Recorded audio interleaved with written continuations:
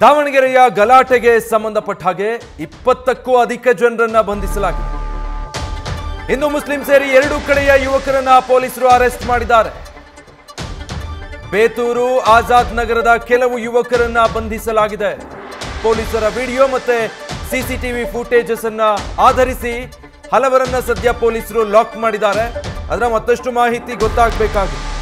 But ಈಗಾಗಲೇ 20ಕ್ಕೂ ಹೆಚ್ಚು ಜನರನ್ನ ಪೊಲೀಸರು ಈ ಘಟನೆಗೆ ಸಂಬಂಧಪಟ್ಟ ಹಾಗೆ ಅರೆಸ್ಟ್ ಮಾಡಿದ್ದಾರೆ ಅನ್ನೋದು ಗೊತ್ತಾಗ್ತಾ ಇದೆ. ಯಾರ ಪಾತ್ರ ಏನು, ಇದೆಲ್ಲ ಹೇಗೆ ಶುರುವಾಯಿತು ಅನ್ನೋದಕ್ಕೆ ಸಂಬಂಧಪಟ್ಟ ಹಾಗೆ ಪೊಲೀಸರ ತನಿಖೆಯಿಂದ ಗೊತ್ತಾಗಬೇಕಾಗಿದೆ. ಇದ್ದಕ್ಕಿದ್ದ ಹಾಗೆ ಎರಡು ಗುಂಪುಗಳ ನಡುವೆ ಇಲ್ಲಿ ಬೆಂಕಿ ಹತ್ಕೊಂಡಿದೆ.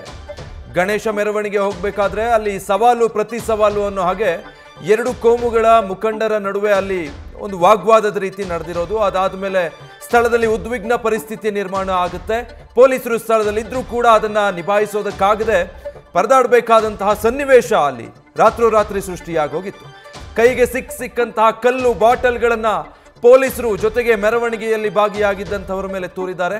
ಈ ಕಡೆಯಿಂದನೂ ಕೂಡ ಕಲ್ಲು ತೂರಾಟ ನಡೆದಿದೆ. ಎರಡು ಗುಂಪಿನ ಮಧ್ಯೆ ಈ ರೀತಿಯಾಗಿ ಕಲ್ಲು ತೂರಾಟ ಆರಂಭಗೊಂಡು ಅದು ಬೇರೆ ಸ್ವರೂಪಕ್ಕೆ ತಿರುಗಿತ್ತು. ಪೊಲೀಸರು ಎಂಥ ಪರಿಸ್ಥಿತಿಗೆ ಹೋಗಿದ್ರು ಅಂದ್ರೆ ತಮ್ಮನ್ನ ತಾವು ರಕ್ಷಿಸಿಕೊಂಡ್ರೆ ಸಾಕು ಅನ್ನೋ ಹಾಗಾಗಿತ್ತು.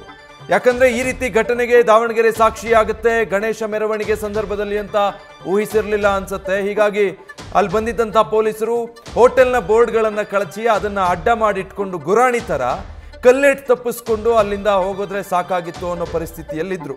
ವಿಡಿಯೋ ಕೂಡ ಅದೊಂದನ್ನು ತೋರಿಸ್ತಾ ಇತ್ತು ಪೊಲೀಸ್ ಸಿಬ್ಬಂದಿಯೊಬ್ಬರ ಪರಿಸ್ಥಿತಿ ಏನಾಗಿತ್ತು ಅಂತ. ಸೊ ಪೊಲೀಸರೇ ಈ ಸಿಚುವೇಶನ್ ಫೇಸ್ ಮಾಡಬೇಕಾದ್ರೆ ಇನ್ನು ಅಲ್ಲಿ ಏನು ಅಹಿತಕರ ಘಟನೆಗಳು ನಡೆಯದ ಹಾಗೆ ತಡೆಯೋರು ಯಾರು? ಜನಸಾಮಾನ್ಯರಿಗೆ ಸಾರ್ವಜನಿಕ ಆಸ್ತಿ ಪಾಸ್ತಿಗೆ ನಷ್ಟ ಆಗದ ಹಾಗೆ ತಡೆಯೋರು ಯಾರು? ಸಾಧ್ಯ ಆಗಿಲ್ಲ. ರಾತ್ರಿ ಎಲ್ಲ ಗಲಭೆ ನಡೆದೋಗಿದೆ. ಹಿಂದೂಗಳನ್ನ ಮನೆಗಳನ್ನೇ ಟಾರ್ಗೆಟ್ ಮಾಡಿಕೊಂಡು ಕಲ್ಲು ಹೊಡೆದಿದ್ದಾರೆ. ನ್ಯೂಸ್ ಫಸ್ಟ್ ನಿರ್ಭೀತಿಯಿಂದ ನಿಮ್ಮ ಪರವಾಗಿ.